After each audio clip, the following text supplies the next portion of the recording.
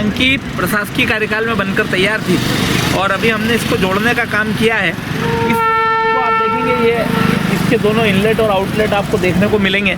इस टंकी से अभी हम वार्ड नंबर 22 और 23 में इससे पानी देने की शुरुआत करने वाले हैं। इसके बाद जब हमारा 26 नंबर और 36 नंबर में अपडेट 2 के तहत लाइन डल जाएगी तो उन दोनों वार्डों में भी इसी से सप्लाई होगी। कुल मिला के हमने जो जॉइनिंग सिस्टम बनाया है उसमें फ़िलहाल हमने इस टंकी से 4 वार्डों को जोड़ा है, ward number 22, ward number 23, ward number 26 और वार्ड नंबर 36।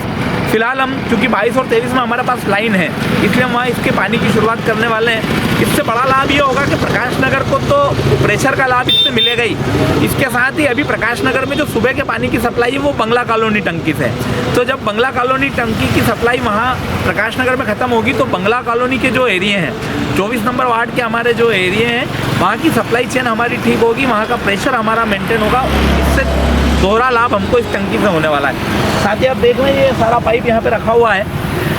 अमृत 2 योजना जो हमारी चल रही है उसमें लगातार पाइप, जहाँ ऐसे वार्ड जहाँ पर कभी पाइपलाइन नहीं डली, जो बाद में विस्तारित हुए योजना आने के बाद 14 में जो योजना आई थी उसके बाद कई क्षेत्र ऐसे हैं शहर के जो उसके बाद डेवलप हुए हैं, तो उन सारे क्षेत्रों में ये पाइपलाइन बिछाने का काम हम कर रहे हैं। स्पेशली वार्ड नंबर 26 जो पूर्ण रूप से बाद में उसकी बसाहट हुई है इसलिए वहाँ पाइपलाइन नहीं थी, वहाँ हम पाइपलाइन बिछा रहे हैं। वार्ड नंबर 25 का बहुत सारा इलाका जो बाद में डेवलप हुआ है वहाँ हम पाइपलाइन बिछा रहे हैं। वार्ड नंबर 24 का एक बड़ा क्षेत्र है जो बाद में डेवलप हुआ है, वहाँ भी हम इस पाइपलाइन को बिछाने का काम कर रहे हैं। साथ ही और ऐसे सारे एरिया, जैसे अभी आप जूना नागदा की पानी की टंकी हमने चालू कर दी है, आज़ादी के बाद पहली बार वहाँ पर पानी पहुँचाने का काम हमने किया है। हमने कई सारे समवेल भी अभी चालू किए हैं, अभी हम बहुत जल्दी कुआंडिया में बना समवेल भी चालू करने वाले हैं। इसके साथ ही हमने जो बिरला ग्राम में बड़े गणेश मंदिर के पास हमारी टंकी बनी है उसको अभी हमने जोड़ने का काम पूरा कर दिया है।